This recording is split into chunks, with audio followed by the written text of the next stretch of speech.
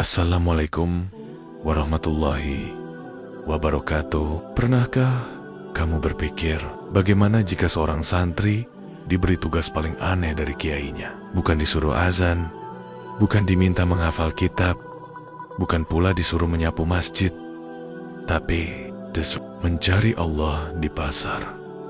Ya, kamu gak salah dengar. Di pasar panas. Yuk, simak cerita ini sampai akhir. Di sebuah pesantren kecil di pelosok Jawa, terletak di tengah perkampungan yang asri dan jauh dari hiruk-pikuk kota, hiduplah seorang kiai sepuh bernama Kiai Mustafa. Beliau adalah sosok yang karismatik, lembut tutur katanya, luas ilmunya, dan tak diragukan lagi keikhlasannya. Tapi satu hal yang membuatnya unik di mata para santri adalah kejenakaannya. Kiai Mustafa seringkali melakukan hal-hal yang tak terduga. Ia bisa tiba-tiba masuk ke kelas dan bertanya, "Siapa yang semalam mimpi buruk? Ayo maju, nanti Kiai kasih doa khusus dan wedang jahe." Atau pernah juga suatu hari, ia menyuruh semua santri menanam sandal mereka di kebun belakang sambil bilang, "Siapa tahu tumbuh jadi sepatu." Para santri sudah terbiasa dengan gaya beliau yang aneh-aneh, tapi selalu syarat makna. Termasuk seorang santri bernama Soleh.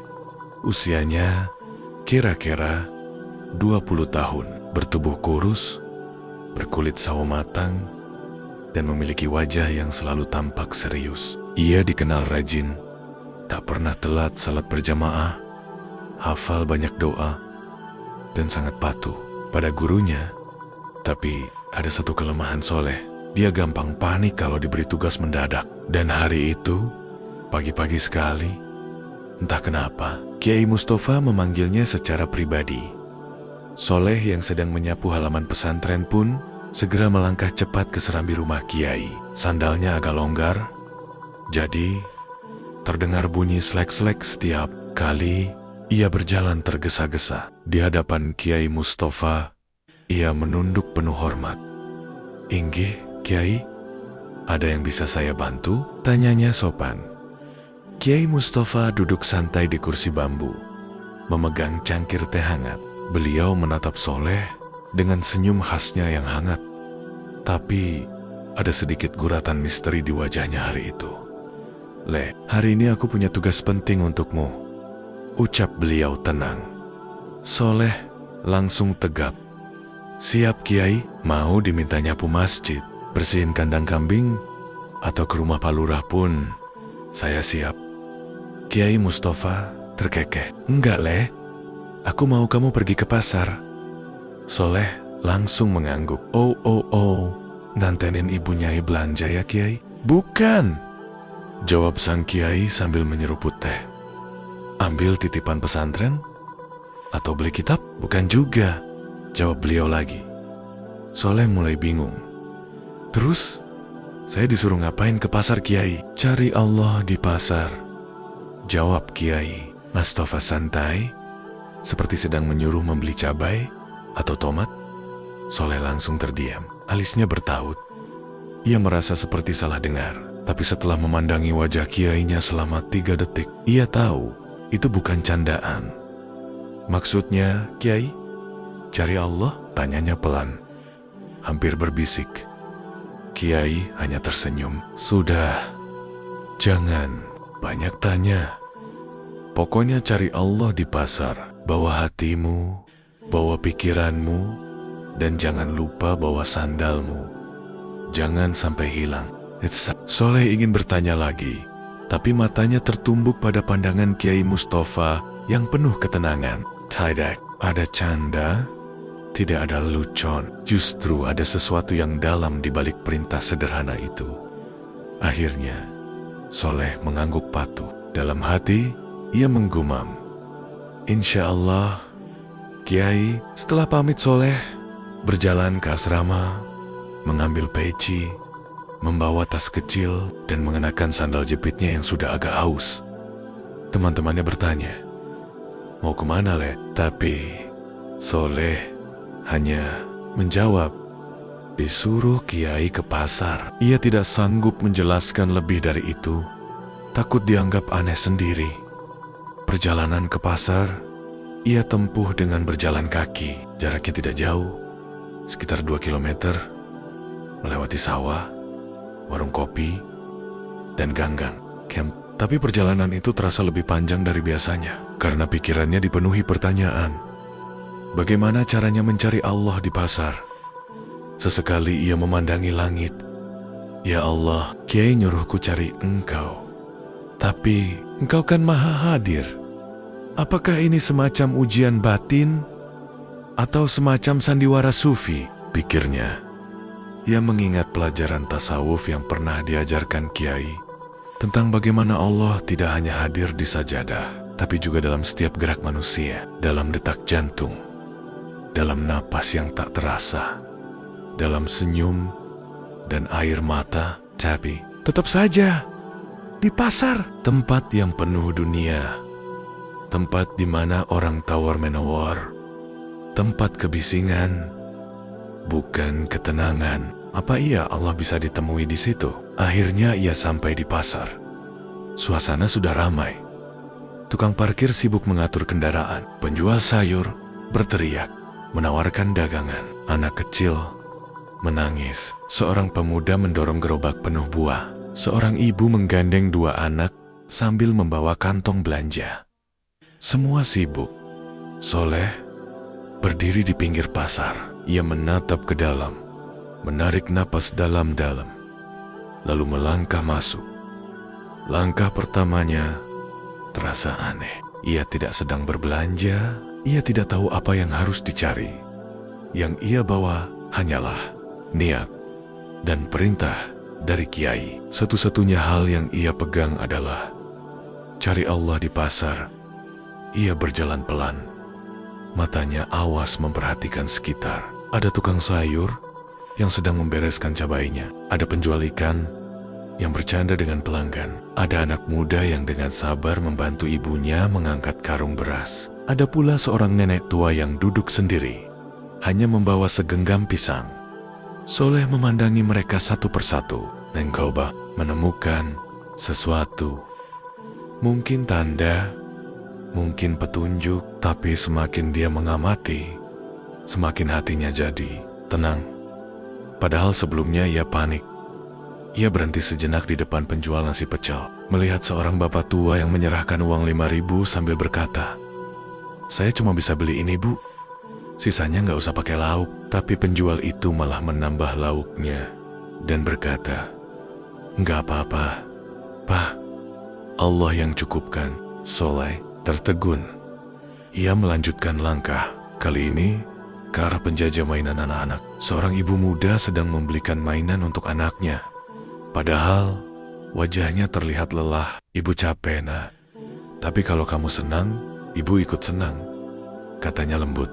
Di seberang jalan, ia melihat seorang pemuda yang bersimpuh membantu seorang nenek yang jatuh. Ia mengambilkan barang-barangnya, menghapus debu di wajah sang nenek, dan bertanya, "Nek, butuh dibantu pulang?" Soleh mulai merasakan sesuatu di dadanya. Ada getaran halus yang tak bisa dijelaskan. Entah kenapa, matanya mulai berkaca-kaca. Bukan karena sedih, tapi karena haru. Karena ia mulai menyadari, mungkin Allah memang di sini. Bukan dalam wujud, tapi dalam cinta, dalam kebaikan, dalam kasih sayang sederhana antar manusia, dalam ketulusan tanpa pamrih, dalam kejujuran seorang penjual. Dalam senyum keikhlasan, ia menyeka air matanya. Bibirnya bergetar. "Ya Allah, Engkau ternyata tidak jauh. Engkau begitu dekat. Bahkan di pasar, Engkau hadir dalam setiap kebaikan." Soleh duduk di bangku kayu di pinggir jalan. Ia memejamkan mata, mengingat semua yang ia lihat hari ini. Ia tidak membeli apa-apa, tapi ia merasa mendapatkan segalanya.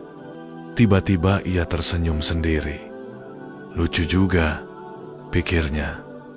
Tadi pagi, aku hampir tanya ke tukang bakso, "Pak, lihat Allah lewat sini enggak?" Hehe, dan senyum itu berubah menjadi tawa kecil. Tawa yang bukan karena lucu semata, tapi tawa karena akhirnya ia mengerti. Ia mengerti maksud Kiai. Ia paham bahwa mencari Allah bukan soal tempat, tapi soal melihat dengan hati. Setelah beberapa saat duduk, Soleh pun berdiri. Ia melihat sandal jepitnya masih utuh. Alhamdulillah, pesan Kiai yang paling penting juga aman, gumamnya. Dengan langkah ringan, ia pun berjalan kembali ke pesantren. Tapi kali ini, hatinya tidak lagi berat. Tidak bingung, justru damai. Dan ketika ia menatap langit, cahaya pagi sudah berubah jadi lembayung sore. Angin berhembus pelan. Daun-daun bergoyang, seolah ikut berzikir. Dan Soleh pun tersenyum lagi. Ia belum bicara pada Kiai, tapi dalam hati ia sudah menjawab, "Kiai, saya sudah menemukannya." Pasar pagi itu seperti biasanya. Hiruk-pikuk, penuh teriakan para penjual. Bau rempah-rempah, ikan asin, dan suara klakson sepeda motor yang berlalu lalang di lorong-lorong sempit. Sejak masuk dari gerbang pasar, Soleh sudah merasa dadanya penuh. Tanda tanya, langkahnya pelan, matanya liar ke segala arah. Tapi hatinya gelisah. Ia masih tak tahu harus mulai dari mana mencari Allah di tempat seperti ini. Dari kejauhan, terdengar suara penjual tempe teriak, "Tempe anget, tempe enak." Langsung dari dapur, Bu. Lalu disambung dengan suara pedagang ayam. Ayam kampung, masih segar, baru disembelih subuh tadi. Belum lagi pedagang buah, pedagang sayur, bahkan pedagang sandal. Semuanya berlomba memanggil pembeli.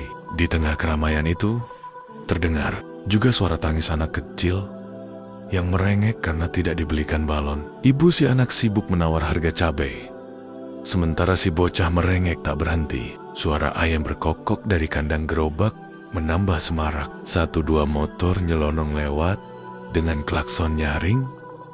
Pokoknya rame banget. Soleh berjalan perlahan, mencoba menyerap semua yang dilihat dan didengar. Tapi semakin banyak ia melihat, semakin bingung pula. Ia merasa dalam hati. Ia berkata, "Ya Allah, panjenengan ada di mana? Di balik tumpukan cabai kah? Atau di antara tukang parkir yang lagi sibuk ngatur kendaraan?" Ia lewat di dekat penjual terasi. Bau menyengat, menusuk hidungnya. Ia mengernyit, menahan napas. Lalu tiba-tiba langkahnya terhenti ketika melihat seorang pedagang tua. Lelaki itu duduk di bangku kayu kecil di sudut lapak. Tubuhnya kurus, kulitnya keriput, terbakar matahari. Keringat mengalir deras di wajahnya. Tapi yang membuat Soleh tertegun adalah ekspresi wajahnya. Senyum, ia tetap tersenyum meski tubuhnya sudah tak muda. Meski panas terik menyengat dan pembeli yang datang pun tak seberapa. Seorang ibu menghampiri, menawar sayurannya. Pedagang tua itu menjawab dengan ramah. Tidak emosi, tidak kesal. Meski ditawar setengah harga, dengan sabar ia menjelaskan, "Sayurku memang murah, Bu. Tapi ini hasil tanam sendiri. Monggo kalau cocok, kalau belum cocok, ya ora popo." Senyum tak berubah, tetap lebar. Dan si ibu akhirnya membeli tanpa tawar-menawar lagi. Soleh memperhatikan dari jauh. Ada ketulusan yang terpancar. Ia merasa hatinya hangat. Tapi ia belum yakin. Ia terus berjalan. Tak jauh dari situ, matanya tertumbuk pada seorang wanita tua berpakaian lusuh yang duduk di dekat tong sampah. Di tangannya ada mangkuk plastik kecil. Ia tidak meminta-minta secara terbuka. Hanya duduk diam dengan tatapan kosong. Lalu tiba-tiba datang seorang ibu muda yang membawa 2 bungkus nasi. Ia menghampiri wanita tua itu, lalu tanpa banyak bicara, ia menyerahkan 1 bungkus nasi. Wanita tua itu hanya terdiam beberapa saat, lalu menunduk dalam. Matanya basah. "Matur nuwun, Bu," ucapnya pelan. Ibu muda itu hanya tersenyum, lalu pergi begitu saja. Tidak meminta pujian, tidak minta dilihat orang. Soleh menyaksikan semua itu dari jarak 2 meter. Ia benar-benar tak bisa berkata apa-apa. Langkahnya kembali bergerak, kali ini pelan. Seakan hatinya mulai berat oleh perasaan yang belum ia mengerti. Baru saja melewati gerobak penjual bakso, ia melihat seorang anak laki-laki usia belasan tahun sedang berjalan tertatih, membawa karung besar di panggannya. Di sampingnya ada seorang ibu yang terlihat lelah dan basah oleh peluh. Anak itu tersenyum sambil berkata, "Mak, biar aku aja yang angkat. Mak, istirahat dulu ya." Sang ibu hanya menatap dengan tatapan yang tak bisa dilukiskan dengan kata-kata. Soleh menatap anak itu dengan kagum. Begitu ringan ucapannya, tapi terasa begitu dalam. Soleh duduk di dekat penjual pisang goreng, meminjam kursi kosong yang tidak dipakai. Ia meminta segelas air mineral dan menghela napas panjang. Semua kejadian tadi berputar di kepalanya. Pedagang tua yang tetap tersenyum, ibu muda yang memberi makan dengan ikhlas, anak laki-laki yang membantu ibunya tanpa beban, Erik yang menyusup di dada. Entah kenapa, ada sesuatu yang mengganjal di tenggorokannya, seperti hendak menangis, tapi tak keluar. Ia mencoba menahan, tapi matanya perlahan memanas. Tanpa terasa, satu tetes air mata menetes di pipi. Ia cepat-cepat menyekanya sambil menatap langit yang sudah mulai berubah warna. Ia bergumam pelan, "Allah, ternyata Engkau ada di antara mereka. Bukan di tempat yang mewah, bukan di kitab-kitab tebal yang kadang cuma dibaca separuh, tapi di sini, dalam kebaikan mereka, dalam keikhlasan yang sederhana." Ia tertunduk lama sampai pedagang pisang goreng menyapanya, "Mas, jenengan?" "Enggak apa-apa." Kelihatan melamun berat. Soleh tersenyum kecil. "Nih, Bu, alhamdulillah. Saya cuma sedang nyari sesuatu." "Barang hilang?" tanya si ibu dengan penasaran. "Bukan," jawab Soleh pelan. "Saya lagi nyari." "Allah," si ibu tertawa. Mungkin mengira itu candaan lah. "Kalau Allah, ya di hati mas. Gak usah keliling pasar." Soleh ikut tertawa, tapi ada getaran dalam suaranya. Ia tahu jawaban si ibu sederhana, tapi tepat. Ia pun mengucapkan terima kasih, membayar air mineral, dan berdiri lagi melanjutkan perjalanannya. Kali ini langkahnya lebih ringan, tapi matanya lebih tajam. Ia mulai memperhatikan hal-hal kecil yang sebelumnya luput. Ada penjual ayam yang tetap menyebutkan harga jujur, meski bisa saja menipu pembeli yang tak tahu. Ada seorang bapak tukang parkir yang membantu seorang ibu hamil turun dari motor. Tanpa diminta, ada seorang anak kecil membuang sampah ke tempatnya. Ada seorang pemuda yang membaca doa sebelum makan di tengah warung yang ramai. Setiap detik yang dilalui di pasar itu, Soleh seperti ditunjukkan potenggen-potenggen kecil dari mozaik besar yang disebut cinta. Cinta yang hadir bukan dalam bentuk mewah, tapi dalam tindakan-tindakan sederhana. Semua yang dilihatnya hari itu seolah menjawab semua pertanyaannya sejak pagi. Allah tidak bisa ditunjuk dengan jari, tidak bisa disuruh keluar dari balik awan, tidak bisa diserahkan seperti barang, tapi bisa dirasakan dalam detak hati manusia yang jujur, dalam mata yang bersyukur, dalam tangan yang memberi tanpa mengharap kembali. Soleh berhenti sejenak di depan seorang penjual sandal. Ia teringat pesan Kiai Mustafa, "Jangan lupa bawa sandalmu, jangan sampai hilang." Ia menunduk melihat kakinya. Sandal jepitnya masih utuh, meski penuh debu.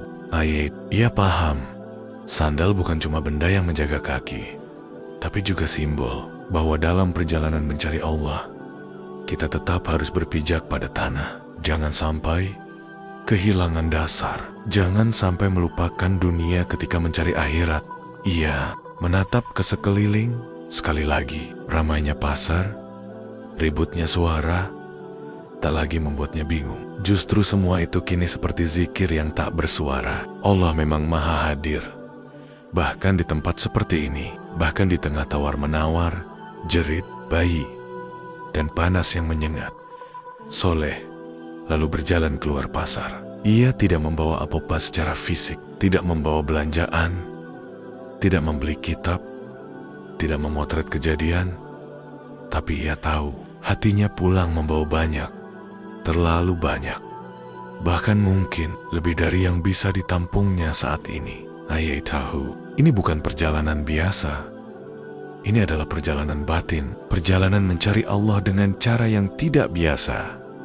Di jalan pulang, ia masih terus memikirkan semuanya tentang bagaimana Allah ternyata bisa ditemukan, bukan hanya dalam pengajian, bukan hanya dilanggar, bukan hanya dalam doa yang dihafal, tapi juga dalam manusia-manusia biasa yang melakukan hal luar biasa dengan cara paling sederhana.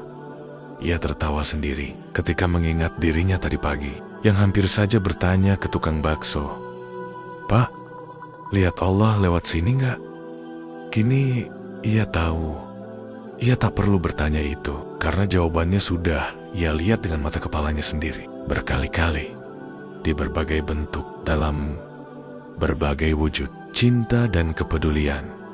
Hari mulai menjelang sore, langit mulai redup, cahaya matahari menyusup dari celah awan. Soleh menatap langit. Sambil berjalan pelan, ia menarik napas panjang. Dalam hati ia berkata, "Terima kasih Kiai, karena lewat tugas aneh ini, saya belajar hal yang tak pernah saya pelajari dari kitab." Ia tersenyum, penuh syukur, tak sabar, ingin kembali ke pesantren dan menceritakan semua ini pada gurunya. Tapi ia juga tahu, mungkin nanti Kiai Mustafa hanya akan tersenyum kecil dan berkata, "Aku sudah tahu, Le," dan mungkin benar begitu. Karena seorang guru sejati bukan hanya mengajar dengan kata-kata, tapi juga dengan membiarkan muridnya merasakan sendiri. Sore menjelang malam, angin berhembus lembut, menyusuri pelataran pesantren. Daun-daun pohon sawo bergoyang perlahan, menciptakan bunyi lirih seperti bisikan alam. Langit mulai berubah warna, menjadi jingga keemasan, dan suara burung-burung yang kembali ke sarang menambah ketenangan sore itu. Di antara ketenangan tersebut, tampak seorang santri berjalan memasuki gerbang pesantren. Langkahnya tenang, tak tergesa. Sandalnya berdebu. Wajahnya tak begitu berseri, tapi sorot matanya berubah. Soleh, santri yang sejak pagi diberi tugas aneh oleh Kiai Mustafa, kini kembali dengan membawa sesuatu yang tidak bisa dilihat orang lain, namun bisa dirasakan. Pemahaman. Hatinya penuh, pikirannya lapang, dan bibirnya sesekali tersenyum kecil mengingat kejadian-kejadian yang barusan dialaminya. Ia melangkah pelan melewati halaman pesantren. Beberapa teman santri menyapa, "Le, piye? Dapat titipan apa dari pasar?" Tapi Soleh hanya menjawab dengan senyuman dan anggukan. Hatinya belum ingin banyak bicara. Ia merasa belum waktunya menceritakan semuanya. Hanya Kiai Mustafa yang layak mendengar cerita itu terlebih dahulu. Setibanya di serambi rumah Kiai, Soleh mengetuk pelan sambil mengucap salam. "Assalamualaikum, Kiai." "Waalaikumsalam, Le. Masuk, sudah kutunggu," jawab Kiai Dorida. Nada suaranya lembut seperti biasa. Tapi entah kenapa, bagi Soleh, sore itu terdengar lebih dalam. Ia melangkah masuk dan duduk di depan Kiai, bersila sopan seperti santri yang siap menerima pelajaran. Tapi kali ini bukan kitab yang dibuka, melainkan pengalaman. "Bagaimana?" tanya Kiai dengan tenang. "Ketemu Allah di pasar?" Soleh terdiam sesaat. Nafasnya ditarik dalam-dalam, lalu mengangguk pelan. "Iya, Kiai," jawabnya lirih, "tapi bukan seperti yang saya bayangkan sebelumnya." "Oh ya?" Kiai menatapnya sambil tersenyum samar. "Lalu, seperti apa yang kamu temukan?" Dan mulailah Soleh bercerita. Ia sampaikan semuanya, dari awal sampai akhir, tentang pedagang tua yang tetap jujur dan tersenyum meski dagangannya belum laku. Tentang ibu muda yang memberikan nasi bungkus pada nenek tua tanpa pamrih. Tentang anak muda yang membantu ibunya membawa karung beras. Tentang anak kecil yang buang sampah di tempatnya. Pemuda yang membaca doa sebelum makan. Tukang parkir yang menolong ibu hamil. Dan semua potongan kejadian yang ia tidak melewatkan satu detail pun. Semua ia ceritakan. Bukan dengan kata-kata yang dibuat-buat, tapi dengan kalimat-kalimat yang lahir dari hati. Kiai Mustafa mendengarkan dengan seksama. Tidak sekalipun menyela, matanya tak lepas dari wajah Soleh, seakan ingin menegaskan bahwa kali ini bukan dia yang sedang mengajar, melainkan Soleh yang sedang mengajarkan sesuatu lewat pengalaman yang ia jalani. Awalnya saya bingung, Kiai, lanjut Soleh. Saya pikir saya harus menemukan Allah dengan tanda-tanda ajaib atau cahaya dari langit atau mungkin suara misterius. Tapi ternyata tidak. Saya malah menemukannya lewat hal-hal biasa, lewat orang-orang sederhana yang melakukan kebaikan dengan tulus. Ia menarik napas sebentar, menunduk, lalu melanjutkan. Saya sadar, Kiai, Allah itu dekat, bukan hanya di masjid atau dalam kitab, tapi juga dalam hati orang-orang yang berbuat baik. Bahkan di tengah pasar yang penuh hiruk pikuk duniawi sekalipun, Kiai Mustafa tersenyum lebar. I tampak seperti seorang petani yang melihat benih yang ia tanam mulai tumbuh dengan subur. Itu yang ingin aku ajarkan padamu, ucapnya penuh kasih. Allah itu tak terbatas oleh tempat, tapi manusia sering membatasi Nia hanya di ruang ibadah saja. Padahal Allah bisa ditemui lewat akhlak, lewat kasih sayang, lewat kejujuran. Bahkan di tempat yang paling ramai sekalipun. Soleh terdiam. Ia mengangguk pelan. Kali ini tidak dengan kebingungan seperti tadi pagi, tapi dengan pemahaman yang matang. Ia merasa seperti baru membuka lembaran baru dalam hidupnya. Lembaran yang lebih luas, lebih terbuka, dan lebih menyentuh nurani. Entah kenapa, ia tertawa kecil sambil mengusap sudut matanya yang mulai berkaca-kaca. Hehe, Kiai, tadi di awal saya benar-benar bingung. Saking bingungnya, saya hampir tanya ke tukang bakso. Pak, lihat Allah lewat sini enggak? Kiai Mustafa tertawa lepas. Tawa yang kos hangat dan tulus. Hahaha. Le, kamu ini luar biasa. Tapi kamu tahu tidak, kamu lulus hari ini. Lulus dari madrasah hati. Soleh ikut tertawa. Tertawa yang mengandung rasa lega, syukur dan sedikit malu. Karena ternyata pelajaran paling dalam justru datang bukan dari kitab yang dibaca, tapi dari perjalanan mencari dengan hati terbuka Kiai. Mustafa lalu mengambil segelas air putih, memberikannya kepada Soleh. Minumlah, Le. Itu airnya biasa saja, tapi setelah kamu lelah berjalan dan mencari, rasanya akan beda. Seperti kamu. Sekarang, kamu tidak menemukan cahaya langit atau suara gaib, tapi kamu menemukan rasa Allah dalam keringat para pedagang, dalam tangan anak yang membantu ibunya, dalam hati yang ikhlas memberi. Itulah rasa yang sesungguhnya. Soleh menerima air itu dan meminumnya perlahan. Dan benar saja, meski hanya air putih, terasa begitu segar, seperti meneguk hikmah yang jernih. Kiai kemudian menambahkan, kamu tahu, kadang ilmu bukan hanya dari ucapan gurumu, tapi dari dunia yang kamu lihat. Maka jangan takut keluar dari kitab, asal kamu bawa akhlak. Karena dunia ini juga kitab, dan manusia-manusia di dalamnya adalah huruf-huruf yang bisa dibaca.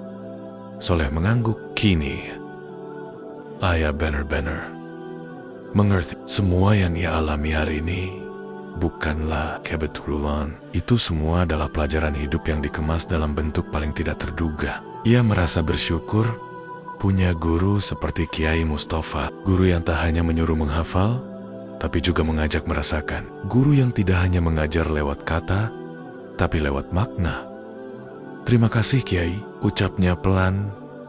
Tidak perlu terima kasih padaku leh, jawab Kiai sambil menepuk pundaknya. Terima kasih pada Allah, karena kamu diberi kesempatan untuk belajar dengan cara yang berbeda. Dan terima kasih pada hatimu sendiri, karena kamu bersedia membuka diri.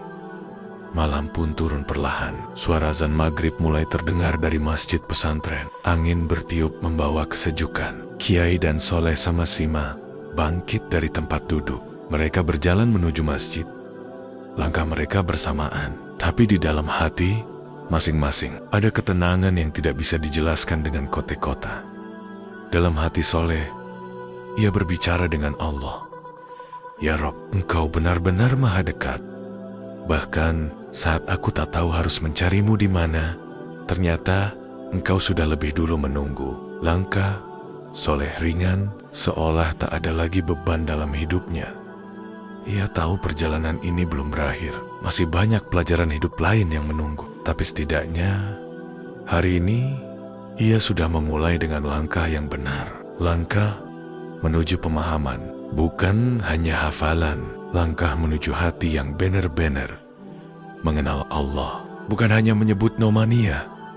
Dan malam itu, setelah sholat maghrib, ketika para santri duduk di serambi dan berbincang ringan, Soleh duduk di tengah mereka dengan tenang. Ia tidak merasa lebih tahu, tapi ia tahu ia membawa sesuatu yang baru, sesuatu yang tak bisa dibagikan lewat kata-kata, tapi bisa dirasakan lewat sikap. Sikap yang lebih bijak, lebih lembut, dan lebih sadar bahwa Allah ada dalam segala hal.